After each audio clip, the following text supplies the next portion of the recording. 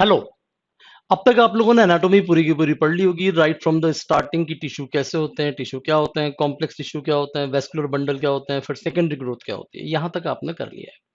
ये जो टॉपिक है ये शुद्ध रूप से एक रट्टाफिकेशन है कि जो सामान्य नॉर्मल ग्रोथ होती है, नॉर्मल सेकेंडरी ग्रोथ, उससे डेविएशन कैसे कैसे हो सकता है, एबनॉर्मलिटीज कैसे कैसे आ सकती हैं, वो सारी की सारी बातें हम लोग यहाँ डिस्कस करने वाले हैं। जो एनोमलस सेकेंडरी ग्रोथ है उसको सामान्य तौर पर अगर आप डिफाइन करोगे तो अनयूजुअल या कॉम्प्लेक्स टाइप की ग्रोथ जो कि एनोमेलीज कही जाती हैं, और इसमें अलग अलग कारण इसमें हो सकते हैं। पहला मुख्य कारण हो सकता है anomalous secondary growth of the cambium, जिसमें हेडिंग होंगे हमारे जो हम लोग डिस्कस करेंगे, पोजीशन ऑफ कैम्बियम की एबनॉर्मेलिटी आ जाए। जो कैम्बियम है वो आपका एबनॉर्मल बिहेवियर करे, वो जो सामान्य तौर पर समान मात्रा में जाइलम और फ्लोएम बनाती है वो ना बनाए। एबनॉर्मल एक्टिविटीज हो, यानी कि जहां उसको एक्टिव नहीं होना चाहिए वहां जाकर एक्टिव हो जाए। एक्स्ट्रा स्टीलर कैम्बियम, यानी कि जो स्टील होनी चाहिए उसके बाहर की तरफ जाकर आपका कैम्बियम बने। Extra xylary phloem, inter xylary phloem, जिसमें हम कह रहे हैं कि जाइलम के अंदर की तरफ जाकर आपका फ्लोएम विकसित होने लग जाए।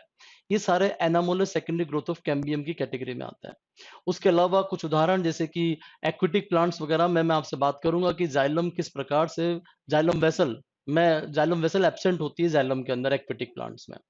Scattered vascular bundle in the dicot, सामान्य तौर पर ये वाला जो तरीका होता है ये मोनोकोट्स का तरीका होता है, लेकिन हम यहाँ बात करेंगे कि भाई एबनॉर्मल जब सेकेंडरी ग्रोथ होती है तो डाइकोट्स के केस में भी वेस्कुलर बंडल स्कैटर्ड हो सकते हैं। Presence of the exclusive xylem and phloem bundles, यानी कि जाइलम के बंडल अलग और फ्लोएम के बंडल अलग, या आप यूं कहें कि जाइलम के अंदर फ्लोएम का एक अलग से बंडल क्रिएट हो रखा हो, इस तरह का एक्सक्लूजन क्रिएट हो रखा हो। Presence of the medullary bundles, यानी कि बीच के रीजन में आपके बीच में जहां पर कि मेडुलरी रीजन जिसको कहते हैं वहां पर आपके वेस्कुलर बंडल विकसित हो जाएं। कॉर्टिकल रीजन में, यानी कि बाहर की तरफ जो कॉर्टेक्स रीजन है वहां पर आपके वेस्कुलर बंडल विकसित हो जाएं। इस तरह के कुछ एग्जांपल्स होंगे, और सबसे लास्ट में दो महत्वपूर्ण एग्जांपल जो मैं आपसे डिस्कस करूंगा वो होंगे vascular bundles arrange in a ring in case of monocots. सामान्य तौर पर मोनोकोट्स में सब कुछ स्कैटर्ड होना चाहिए, लेकिन यहाँ हम उल्टी बातें करेंगे किस प्रकार से मोनोकोट्स में ये वेस्कुलर बंडल बिखरे एक रिंग के रूप में विकसित होंगे, न कि बिखरे हुए रूप में। सामान्य तौर पर मोनोकोट्स में हम सेकेंडरी ग्रोथ के बारे में बात नहीं करते, लेकिन कुछ एग्जांपल, एक दो एग्जांपल हम ऐसे लेंगे जहां पर सेकेंडरी ग्रोथ मोनोकोट्स के केस में भी होगी।